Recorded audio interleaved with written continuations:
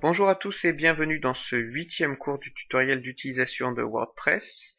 Aujourd'hui, nous allons voir la présentation de quelques plugins qui sont très utilisés, donc notamment un plugin de SEO, un plugin qui permet de faire des redirections 301, donc nous verrons ce que c'est, un plugin qui permet de réorganiser, réordonner surtout les contenus dans les types de contenus, et un plugin qui s'appelle Page Columnist qui permet de créer des colonnes.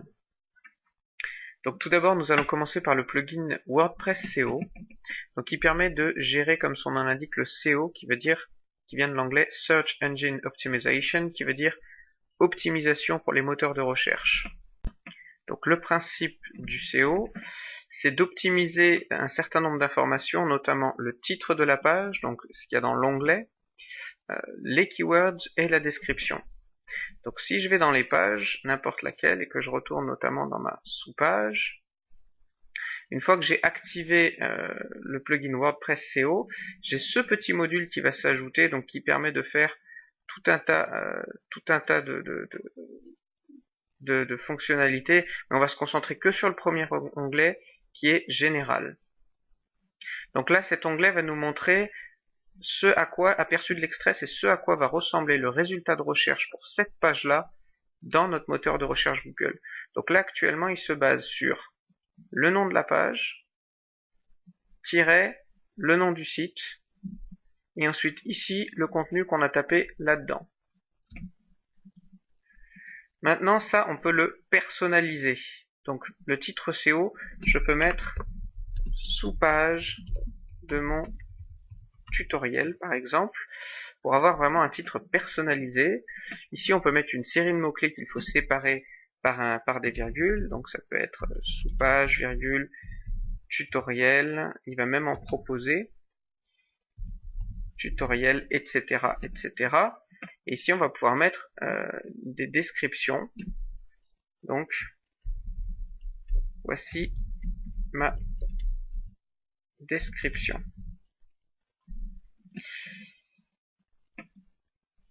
Donc ici, j'ai pu personnaliser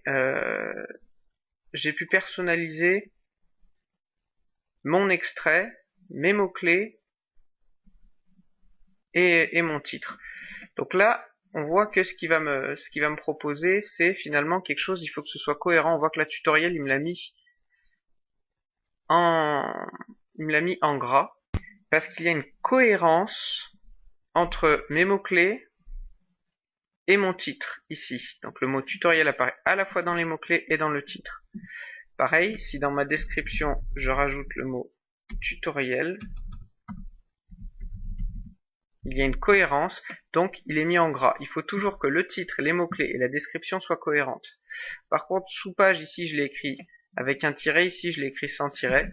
Il suffit simplement de rajouter un tiret là, pour qu'il y ait une cohérence. Donc là, en l'occurrence, il ne détecte pas forcément tout de suite, mais pour qu'il y ait une cohérence entre mes mots-clés, mon titre et ma description.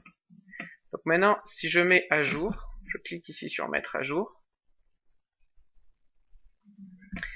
et que je vais sur ma page en question, la première chose qu'on va pouvoir voir, notamment ici, en tout cas la seule chose qui va être vraiment visible, ça va être ici, le titre de ma page qui a changé, donc sous-titre de mon tutoriel.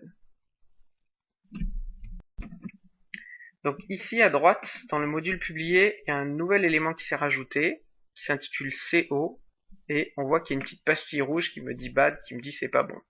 Donc si là je clique sur check, il va m'ouvrir le deuxième, et nous ce qu'on va viser toujours c'est la pastille verte, c'est parfait. Donc là en l'occurrence, il y a 3 mots dans le corps du texte, on voit que là il n'y a pas suffisamment de mots, donc il va falloir suivre tous ces conseils là dans analyse de page pour pouvoir optimiser la page pour le référencement. Donc grosso modo, voilà ce qu'il y a à savoir pour le plugin WordPress SEO. Maintenant, je vais vous parler d'un autre plugin qui s'appelle Simple 301 Redirect, qui permet lui de créer des redirections. Et donc ça va être utile notamment quand on avait déjà un site internet avec ses URL et qu'on veut rediriger les anciennes URL vers les nouvelles URL. Donc si vous aviez déjà une page, par exemple présentation, et que sur votre nouveau site qui est développé avec WordPress, vous avez une autre page présentation, vous souhaitez que lorsque les gens vont taper l'ancienne URL, ils puissent arriver sur la nouvelle page. Donc là, je vais prendre cette page-là en exemple. Donc on va prendre la sous-page en exemple. Donc admettons que mon ancienne URL c'était slash sous-page.html. Donc on va se rendre dans Réglages et dans 301 Redirect. Et ici simplement on va pouvoir ajouter des éléments. Donc là, mon ancienne c'était slash sous-page.html. Et donc ma nouvelle, ça va être l'adresse que j'ai copiée précédemment ici. Et là je clique sur enregistrer les modifications. Donc là on voit que quand j'enregistre, il me propose un nouveau champ si je veux rajouter une deuxième redirection. Donc là maintenant, si je vais aller sur le site et que je tape localhost/tuto/sous-page.html et que j'exécute, il me redirige bien vers la nouvelle page. Donc voilà pour le plugin 301 Redirect. C'est tout ce qu'il y a à savoir en soi.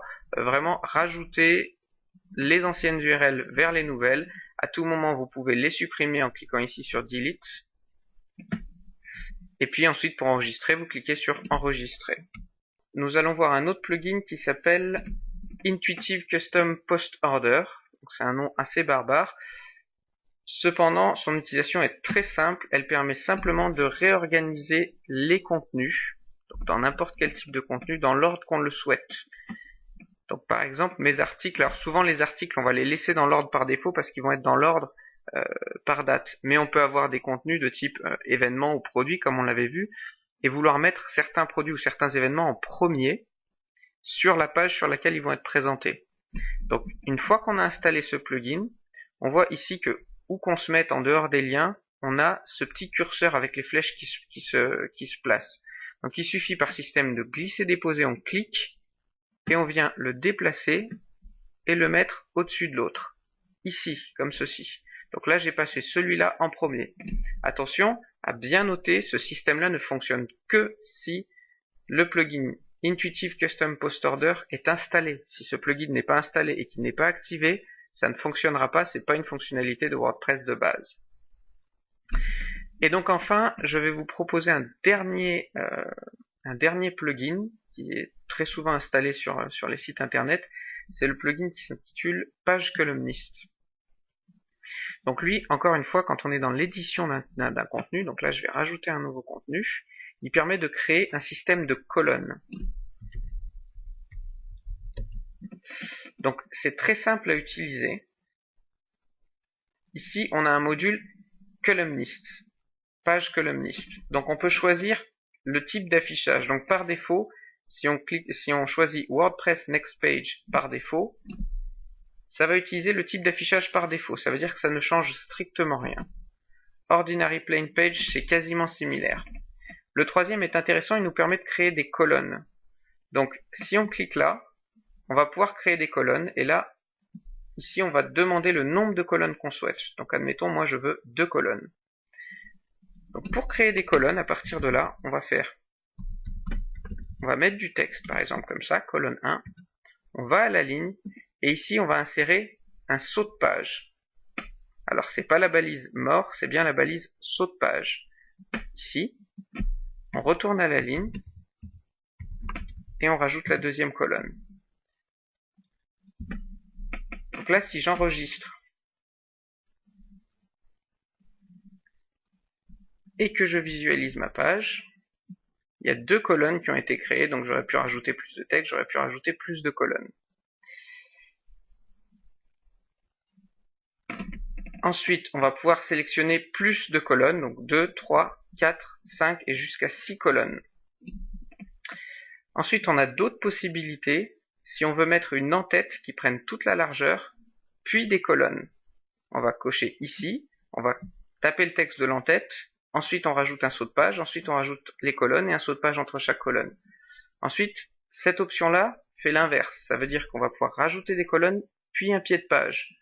Donc on va rajouter chaque colonne avec un saut de page entre chaque colonne, et avant le pied de page, on rajoute un dernier saut de page.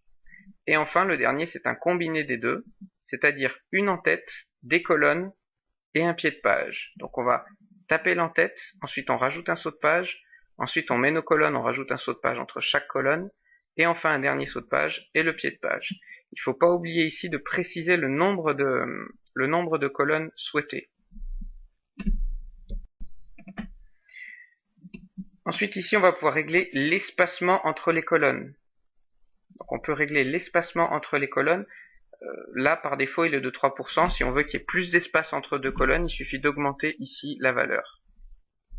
Et enfin un outil qui est très intéressant, qui va nous permettre lorsqu'on prévisualise, donc ça c'est un bouton de base de WordPress, quand on clique sur prévisualiser les modifications, si par exemple là je rajoute un autre élément, sans sauvegarder que je clique sur prévisualiser les modifications, il m'ouvre un nouvel onglet et il me propose de prévisualiser avant d'avoir sauvegardé.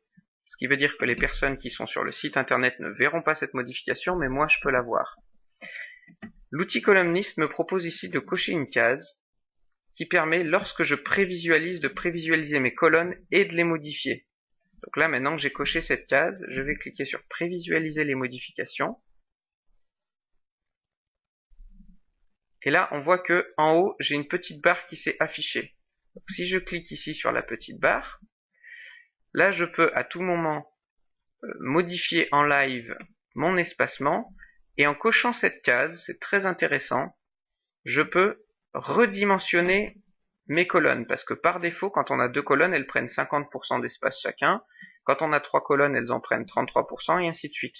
Mais si je veux que ma colonne 1 soit bien plus grande que ma colonne 2, je peux ici, une fois que j'ai coché cette case, cliquer sur cette zone jaune et décaler.